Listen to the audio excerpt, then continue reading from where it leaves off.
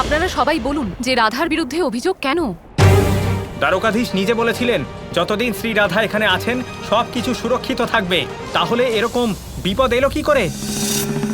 দেখলে লক্ষণা, আমাদের ষড়যন্ত্র সফল হতে চলেছে। এখনো তো আমরা কিছুই করিনি আর্য শাম্ব। দেখুন, তাতেই রাধা লাঞ্ছিত হতে শুরু করেছে। এবার ধৈর্য ধরে দেখুন, অনেক কিছু হওয়া বাকি আছে। যুবরাজ শাম্ব ঠিকই বলেছিলেন, শ্রীকৃষ্ণ রাধাকে এখানে রাখার জন্য অন্যায় যুক্তি দিচ্ছেন। সেটাই তো। দেখুন দ্বারকাবাসীগণ, মণিও এখানে স্থাপিত, তাহলে প্রকোপ এলো কি করে? শ্রীকৃষ্ণ এটা মনে করেন যে শেষবার রাধা এখানে ছিলেন না, তাই প্রলয় এসেছিল। কিন্তু আপনারা সবাই আমাকে বলুন যে শ্রীকৃষ্ণেরও ভুলও তো হতে পারে। হতেই পারে যে রাধার জন্যই শেষবারও প্রলয় এসেছিল। হতে পারে কি না?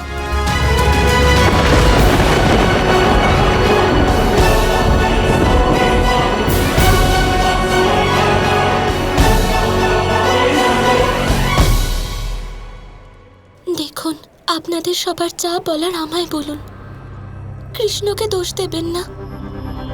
ওই দ্বারকা আপনাদের সবার জন্য বানিয়েছে, আপনাদের রক্ষা করার জন্য।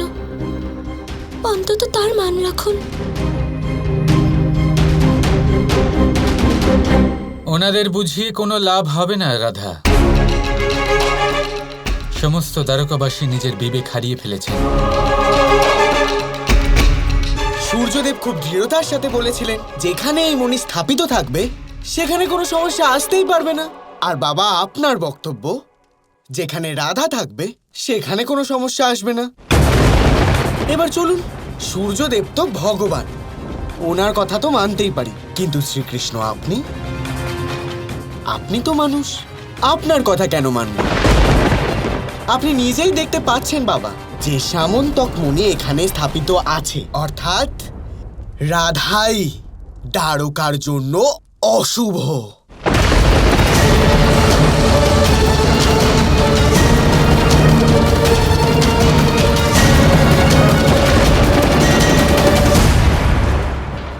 কানাইও আবার নিজের সীমা পার করছে, ওকে বোঝাও, বারণ করো ওকে, নয়তো আমি। দাদা, শান্ত হয়ে যান। যে মানুষ অন্যায় কর্ম করে তাকে আঘাত করলে সংসার আপনাকেই খারাপ বলবে।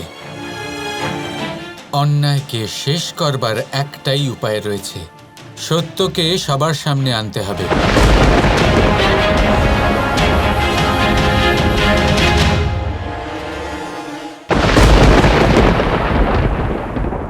ওম সূর্যদেবায় নমঃ।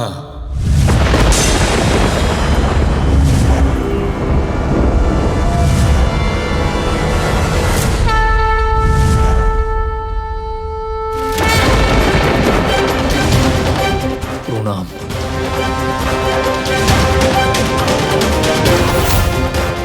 সূর্যদেব, আপনাকে পুজো করা হচ্ছে। আহুতির দ্বারা আপনার শক্তি বৃদ্ধি পাওয়া উচিত। আপনি দুর্বল হয়ে পড়ছেন কেন? সেটা তো নারায়ণকে খোঁজ নিতে হবে প্রভু, যে ওনার পুজোর উত্তাপ আমার কাছে এসে পৌঁছচ্ছে না কেন? না না, এটা ততক্ষণ সম্ভব নয় যতক্ষণ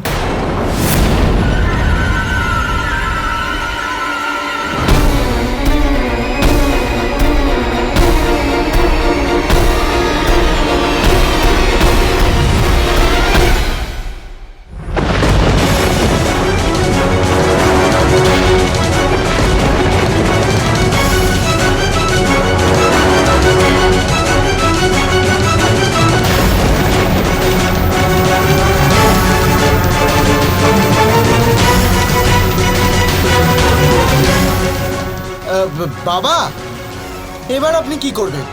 সামন্তক মণিকে নষ্ট করে দেবেন যাতে আপনি রাধাকে বাঁচাতে পারেন? না, মণিকে স্পর্শ করবেন না দ্বারকাধীশ, কারণ মণি হলো আমাদের ত্রাণকর্তা। যদি আপনি শাস্তি দিতেই চান তাহলে ওই রাধাকে দিন।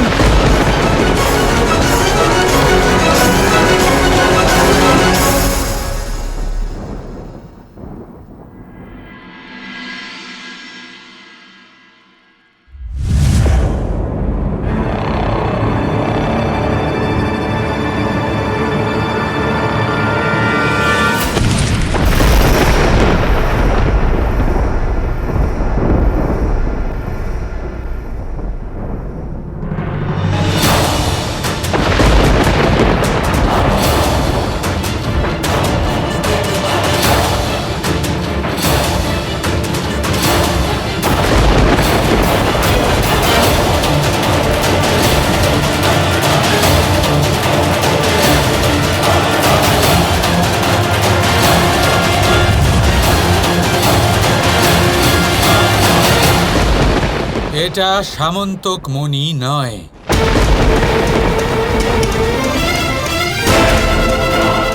যদি তা হতো তাহলে কোনো রকম প্রহারেই ভঙ্গ হতো না।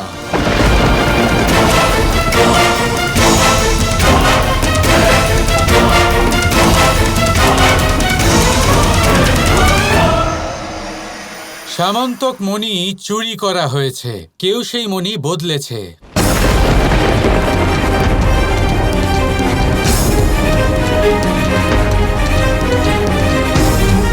এ কেমন অনর্থ ঘটলো বাবা? এরকম কে করতে পারেন যিনি সামন্তক মণি কেড়ে নিতে চান? সূর্যদেবের আশীর্বাদকে? আমার তো বিশ্বাস হচ্ছে না যে দ্বারকার কেউ এমন কিছু করতে পারেন।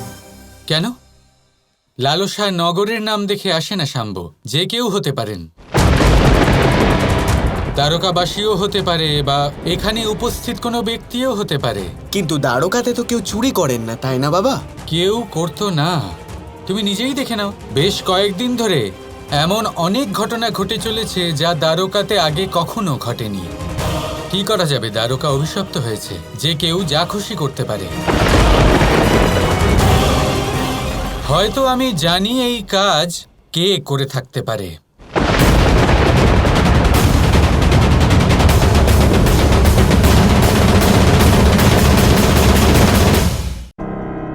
আচ্ছা, যদি আপনি জেনেই থাকেন তাহলে নিয়ে আসুন সবার সামনে, শাস্তি দিন তাকে আর আদায় করুন সামন্তক মণি।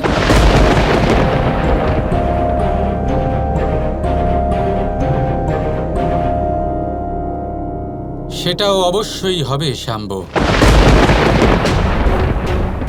আপাতত দ্বারকার প্রত্যেক ব্যক্তি এই কথা ভালো করে বুঝে নিন যে আগামী 7 দিন পর্যন্ত, অর্থাৎ সপ্তমী পর্যন্ত যা খুশি হয়ে যাক না কেন, সামন্তক মণি যেন তার যোগ্য স্থানে প্রতিষ্ঠিত হতে পারে।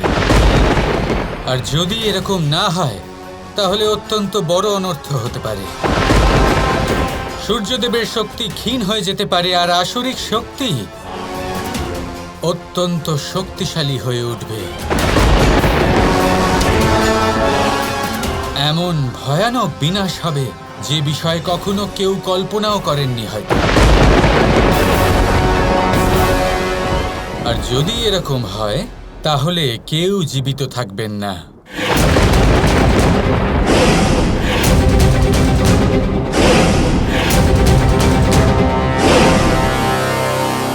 কেউ জীবিত থাকবে না শাম্ব।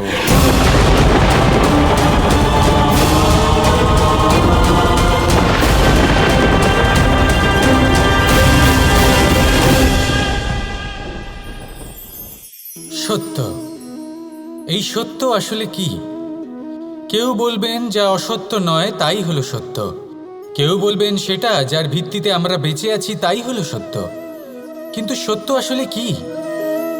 তার থেকেও বেশি গুরুত্বপূর্ণ হলো এটা বুঝতে পারা যে সত্যের ব্যবহার কিভাবে করা উচিত। যদি আপনার কাছে সত্য থাকে বা আপনি সত্য জেনে থাকেন আর আপনি তার ব্যবহার করেন, সদ্ব্যবহার করেন সংসারের জন্য, তাহলে আপনি এই সমস্ত সংসারের অনেক ঊর্ধ্বে চলে যাবেন। কিন্তু যদি আপনি সত্য জানেন আর তার দুর্ব্যবহার করেন, তাহলে আপনি সমস্ত সংসারের পক্ষে ক্ষতিকারক হয়ে উঠতে পারেন। তাই মনে রাখবেন, সত্য যতটাই কোমল, অর্ধ সত্য হলো ততটাই কঠোর। এই অর্ধসত্য সমস্ত সংসারের বিনাশ ঘটাতে পারে। সেই জন্য জীবনে সত্যের বিষয়ে সম্পূর্ণ সত্য জানতে শিখুন। এ হলো অত্যন্ত গুরুত্বপূর্ণ। এই সত্য তার নিজস্ব দাবি হলো আপনি সাবধানে থাকুন। তাহলে আসুন আর আমার সাথে ভালোবেসে বলুন, রাধা রাধা।